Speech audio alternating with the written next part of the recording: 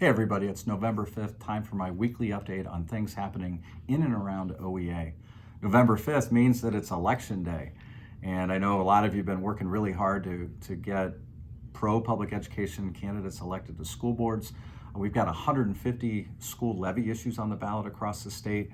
It's really important that everybody gets out and vote. So if you haven't voted yet, please do so. And if you haven't encouraged all your members that you interact with to do that, please be sure to remind everybody else to vote today as well. Speaking of school funding, one of the reasons why there's so many levies is because we still don't have a good state level funding fix in place. Although Representatives Cupp and Patterson and organizations like OEA continue to work really hard in coming up with a constitutional plan that's going to be equitable and adequate and predictable so that we don't have to go back to the voters as often as we do. We're not there yet. We're continuing to work on that, but I want you to know that school funding remains a top priority of this organization. I want to take a minute just to recognize our brothers and sisters in Chicago. They just went back to work on Friday after an 11-day work stoppage, and they stood so strong and ended up getting a very good contract for their members. And they did it by focusing on what was best for students.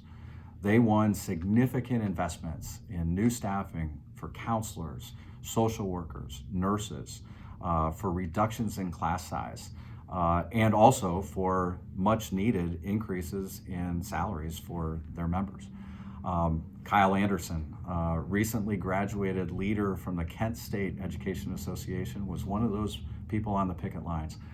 We want to say congratulations to them. We're so proud of the work that they did. And take that as a lesson for all of us. When we focus on the needs of students and we stand strong together, we're going to be successful. Just a small example of that in my own local was last year. We worked really hard to get a levy passed, and part of the funding for that levy was dedicated to ensuring that every single school had a counselor. Not only are students in Worthington better served because of that, but we have more OEA members who are supporting us in the union as a result. So a lot of exciting things happening there. Speaking of bargaining, this is a good opportunity, I think, to remind everybody that we need to make sure that in all of our contracts, we have strong non-discrimination language.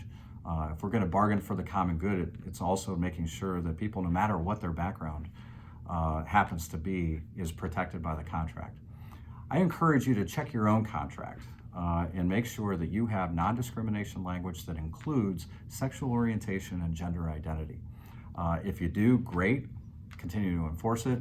If you don't, work between LRCs and local leaders on a plan to make sure that it is addressed in one way or another in your next round of contract negotiations. Last thing I wanted to share with you, just some thoughts, is as we look outside and we know that the weather is a little bit more dreary, the days are shorter, it's a lot cooler. It's also that time of year where things tend to get a lot more stressful. We're in parent-teacher conference time. A lot of people are focused on grades. This is the time for people, especially those who are new to the profession, where things can get pretty discouraging. I would strongly encourage each of you to reach out to those new educators in your local and just see how they're doing. Let them know that the union continues to stand with them and behind them. And through these difficult times, they're going to get through, they're going to be successful, and we're going to be stronger as a result on the other side. So thank you for all that you do. Continue to support the OEA Fund for Children in Public Education. I know I'm looking forward to seeing a lot of you at Western and Central and East Central and Northeast this week for delegate briefings and representative assemblies. Take care.